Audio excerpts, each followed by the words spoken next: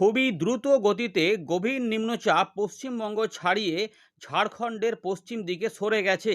এরই প্রভাবে বৃষ্টিপাত যতটা আশা ছিল ততটা দিল না এই নিম্নচাপটি, কিন্তু বৃষ্টিপাতের আশা এখনও রয়েছে। তাই সপ্তাহান্তে আমরা বেশ কিছুটা বৃষ্টিপাত পেতে পারি এবং মাসের শেষে আরও একটি নিম্নচাপের সম্ভাবনা রয়েছে। বিগত নিম্নচাপ সহ বর্তমান নিম্নচাপটি থেকেও পশ্চিমবঙ্গ বৃষ্টিপাতের ভালো প্রভাব থেকে বঞ্চিত আবারও হলো। এর পরের নিম্নচাপে কি সেই রকমও আবার দেবে, নাকি নতুন করে বৃষ্টিপাতের আশা জাগাবে, আমরা এই ভিডিওতে দেখানোর চেষ্টা করব।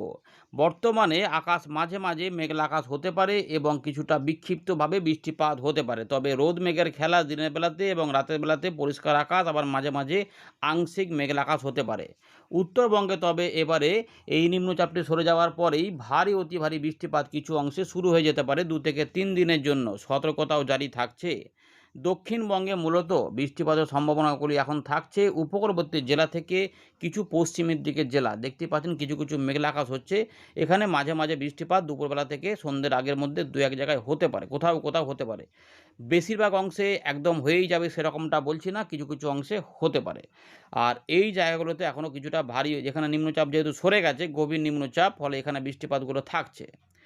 এবারে ভ্যাপসা গরম একটু 2-3 দিনের জন্য অনুভব হবে এবং তারই মধ্যে বজ্র বিদ্যুৎ সহ বজ্র গর্ভ মেঘে বৃষ্টিপাত হতে পারে, যার সম্ভাবনা থাকবে কলকাতা, হাওড়া, হুগলি, 24 পরগনা, এর পাশাপাশি বর্ধমান, মুর্শিদাবাদ, নদিয়া, এছাড়াও যেটা আমাদের বাঁকুড়া এবং মেদিনীপুরের সাইডগুলোতেও হতে পারে। এবার পশ্চিমের দিকের জেলাগুলি হবে কি হবে না সেটা আমরা দেখাবো।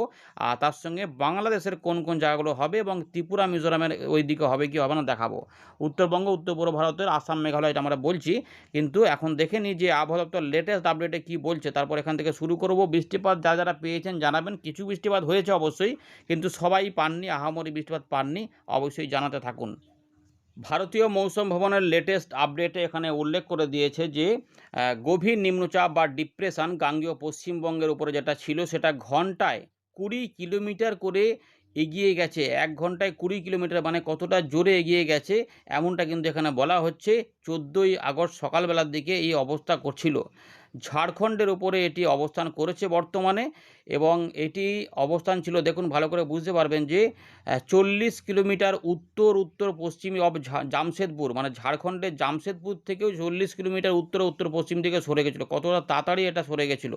পুরুলিয়া থেকে 50 কিলোমিটার দক্ষিণ পশ্চিম দিকের অবস্থান ছিল, এবং এটি 70 কিলোমিটার দক্ষিণ দক্ষিণ পূর্ব দিকে ছিল রাঁচি থেকে, ঝাড়খণ্ডের এইরকমই কিন্তু। এবং ঝাড়খণ্ডের হাজারিবাগ থেকে দক্ষিণ দক্ষিণ পশ্চিমে এটা 120 কিলোমিটারে অবস্থান করছিল, এবং ডালটনগঞ্জ থেকে পূর্ব দক্ষিণ পূর্ব দিকে 200 কিলোমিটারে অবস্থান করছিল। এইটা বলছে আবহাওয়া দপ্তর যে এখনও কিন্তু এটা পশ্চিম উত্তর পশ্চিম দিক বরাবর ঝাড়খণ্ড হয়ে এগিয়ে যাবে এবং সেখানে শক্তি ক্ষয় করে সুস্পষ্ট নিম্নচাপে পরিণত হয়ে যাচ্ছে আগামী 24 ঘন্টার মধ্যে, এমনটা এখানে বলা হচ্ছে। মৌসুমি অক্ষরেখা এখন এই আমাদের অমৃতসর, ব্যারেলি, এসব বারাণসী, রাঁচি হয়ে এই ডিপ্রেশনের ওপর দিয়ে এটি এখন আমাদের উত্তর পশ্চিম বঙ্গোপসাগর পর্যন্ত বিস্তৃত রয়েছে। ফলে এই যে তাড়াতাড়ি এটা এগিয়ে গেল, ফলে মৎস্যজীবীদের সম্ভবত একদিনে সতর্কতা কমে যেতেও পারে। বর্তমান পর্যন্ত রয়েছে, আমরা পরবর্তী আপডেটে জানিয়ে দেব যে সেটা 15ই আগস্ট পর্যন্ত থাকবে কি থাকবে না। তো ইতিমধ্যে যেটা রয়েছে দেখুন, ইতিমধ্যে যা পরিবেশ রয়েছে যে ঝাড়খণ্ডের দিকে, এবং মধ্যপ্রদেশের পূর্বভাগ, ছত্তিশগড়ের দিকে এবং উত্তরপ্রদেশের পূর্ব দিকে, এই জায়গাগুলোতে ভারী অতি ভারী বৃষ্টিপাত হবে এর টানে। আর বাকি এইগুলোতে অন্য কারণে থাকছে, কিন্তু এই জায়গাতে বৃষ্টিপাতের সম্ভাবনা থাকছে। গাঙ্গেয় পশ্চিমবঙ্গে 2-1 জায়গায় বজ্রবিদ্যুৎ অ্যাক্টিভিটি থাকবে, উত্তরবঙ্গে কিছু ভারী বৃষ্টিপাত থাকবে। এবারে এই 15 তারিখে রাত থেকে উত্তরবঙ্গে বৃষ্টিপাত বাড়বে। এখানে দেখুন ভারী অতি ভারী বৃষ্টিপাত এই যে শুরু হয়ে যাচ্ছে 15 তারিখ 16 তারিখ পর্যন্ত, এবং মানে এই পাহাড়ি অঞ্চলে বৃষ্টিপাত হবে। ভুটান, সিকিম, নেপাল, এই কাছা যে নেপালের পূর্ব দিক, ঠিক এই অঞ্চলটা, এবং আসাম, মেঘালয়ের পাহাড়ি অঞ্চল, এই অঞ্চলটাতে মেঘের ঘনঘটা বাড়বে এবং এখানেই ভারী বৃষ্টিপাত হতে, বাকি অংশে হালকা মাঝারি হতে পারে, এগুলো রয়েছে। আর বিক্ষিপ্ত ভারী বৃষ্টিপাত এখানে বলা রয়েছে, সেগুলো হয়তো 1-2 জায়গায় যদি ওই নিম্নচাপের টানে মেঘ এরকম করে গিয়ে যদি এখানে দেয়, তো পুরুলিয়া বা এদিকে ঝাড়গ্রাম কাছাকাছি কিছু এলাকাতে হতে পারে। বাকি অংশে কিন্তু ভ্যাপসা গরম থাকবে এবং মাঝে মাঝে মেঘলা আকাশ হবে, তারই মধ্যে বিক্ষিপ্তভাবে বৃষ্টিপাতের সম্ভাবনা থাকছে। এইভাবেই ব্যাপারটা রয়েছে। শনিবার রোববারের মধ্যে কিছু বৃষ্টিপাত পাওয়া যাবে, চলুন সেগুলো দেখাচ্ছি এবং পরবর্তী নিম্নচাপটা দেখাবো। বৃষ্টিপাত যারা পাননি আশা করেছিলেন যে এই নিম্নচাপ থেকে অনেকটা পাবেন, তারা কিন্তু অবশ্যই কমেন্ট করে জানাবেন। আর যারা পেয়েছেন সেটা কেমন পেয়েছেন সেটাও জানাবেন। হালকা না মাঝারি না কিছু, কিছু অংশে জোরালো হয়েছে তারাও জানাবেন কেমন পেয়েছেন।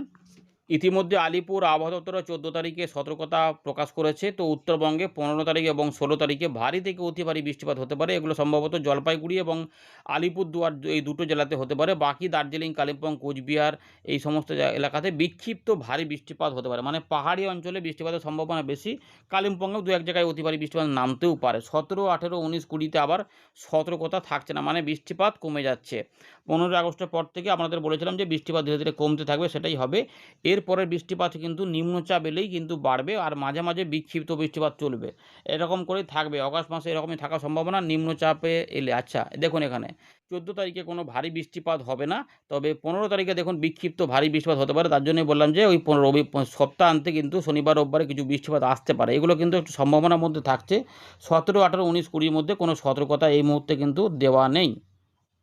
আমরা ফেরত চলে এলাম আবারও উইন্ডির লাইভ স্ক্রিনে। ভালো করে যদি আমরা দেখি, নিম্নচাপ দেখুন পশ্চিমবঙ্গ ছাড়িয়ে, যেটা বলেছে ঝাড়খণ্ডের দিকে চলে গেছে। তো এই জায়গার মধ্যে হয়তো অবস্থান করছে, কিন্তু এর হয়তো একটা লেয়ার হয়তো এখানে ঘুরঘুর করছে। তার জন্য এই যে মেঘগুলি দেখুন, এই যে ঘুরে ঘুরে ঘুরে ঘুরে ঘুরে ঘুরে এদিকে যাচ্ছে। এরই টানে কিছু জলীয় বাষ্প থাকছে এবং এরই মধ্যে কিছু লোকাল মেঘের মতো যেমন হয়, এখানে মেঘ উঠলো, এখানে মেঘ উঠলো, এই মেঘগুলো উঠতে পারে এবং এখানে কোথাও কোথাও একটু করে ঝমঝম করে বৃষ্টিপাত কোথাও কোথাও নেমে পড়তে পারে। তবে জেলাভিত্তিক বৃষ্টিপাতের পার্থক্য থাকবে। একই জেলাতে অনেক রকমের বৃষ্টিপাত হতে পারে, অনেক জায়গাতে আবার দেখবেন যে কিছুই পাওয়া গেল না, শুধু সারাদিন একটু মেঘলা মেঘলা বা একটু রোদ রোদ হয়ে কেটে গেল, বা পরিষ্কার আকাশের মধ্যেই কেটে গেল, একটু মাঝে মাঝে হয়তো মেঘলা আকাশই পেলেন, আর কিছু পেলেন না, এরকমও একটা হতে পারে। কিন্তু দু এক জায়গায় বজ্র বিদ্যুৎ সহ বৃষ্টিপাত হবে। আর এই জায়গাগুলোতে প্রচুর পরিমাণে হচ্ছে, যেহেতু গভীর নিম্নচাপ আস্তে আস্তে শক্তি ক্ষয় করে সুস্পষ্ট নিম্নচাপের রূপ নিচ্ছে 24 ঘন্টার মধ্যে, ফলে এই জায়গাগুলোতে বৃষ্টিপাতটা দেবে। এগুলো পরিষ্কার দেখা যাচ্ছে। যত নিম্নচাপ আসে মাঝখানে গিয়ে বৃষ্টিপাত দিচ্ছে, আমাদের এখানে কিন্তু সেভাবে পাচ্ছে না। শুধুমাত্র নিম্নচাপটাই আমাদের এলাকার উপর দিয়ে যাচ্ছে, এটাই আমরা দেখতে পাচ্ছি। বৃষ্টিপাতের আশা থাকলেও আহামরি বৃষ্টিপাত আমরা পাচ্ছি না। এরকমই কিন্তু বিগত নিম্নচাপগুলিতে আমরা দেখলাম। এবারে এখন যে অবস্থানটা সেটা দেখাচ্ছে। দেখুন নিম্নচাপটা এই যে ঝাড়খণ্ডের দিকেই রয়েছে এবং ঝাড়খণ্ডের দিকে রয়েছে, তার পাশাপাশি যেটা আমাদের বলবো যে দেখুন এটা অবস্থান এইভাবে কিন্তু আস্তে আস্তে এটা সরে সরে সরে সরে উত্তর পশ্চিম দিক বরাবর আরও কিছু এগোবে বলেছে। তো এই জায়গা পর্যন্ত চলে যাবে, এই জায়গা পর্যন্ত দিয়ে এটা দুর্বল হয়ে যাচ্ছে, সেই জন্য এখানে সেভাবে দেখা যাচ্ছে না। এবারে ঘূর্ণাবর্তটা এখনও কিছুটা থাকছে, তার জন্য আমাদের এখানে কিছু বৃষ্টিপাত পাওয়া যাবে। আচ্ছা এই বৃষ্টিটা আমরা দেখব, তার আগে একবার দেখে নিন লেটেস্ট যে আপডেটে যেটা উঠে আসছে। পরবর্তী নিম্নচাপ মাসের শেষের দিকে 23 তারিখ নাগাদ বঙ্গোপসাগর আরেকবার কাঁপবে ঘূর্ণিতে, এবং তার ফলে সেটাও কিন্তু বাংলাদেশ পশ্চিমবঙ্গ আসছে। তাহলে এটাও কিছুটা আশা জাগাবে, কিন্তু বাস্তবে কতটা কি হয় সেটাই এখন দেখার বিষয় রয়েছে। কারণ বর্তমান নিম্নচাপটিতেও আমরা অনেকটা বৃষ্টিপাতের আশায় ছিলাম এবং রেড অ্যালার্ট পর্যন্ত জারি করেছিল আলিপুর আবহাওয়া দপ্তর, অরেঞ্জ অ্যালার্ট পর্যন্ত জারি করেছিল। দক্ষিণবঙ্গের 15টি জেলাতেই ভারী বৃষ্টিপাতের কথা বলেছিল, কিন্তু 2-3টি জেলা ছাড়া হয়তো সেভাবে কিছু খুব একটা হয়নি। এই যে 24-25 তারিখের দিকে এই নিম্নচাপটি আবার বাংলাদেশ হয়ে পশ্চিমবঙ্গের উপর দিয়ে ঝাড়খণ্ডের দিকেই যাবে, অর্থাৎ প্রায় একই রকমই কিন্তু ইঙ্গিত দিচ্ছে। কিন্তু এটার প্রভাবে বৃষ্টিপাতটা কেমন পাওয়া যাবে এইটা ফাইনাল নয়।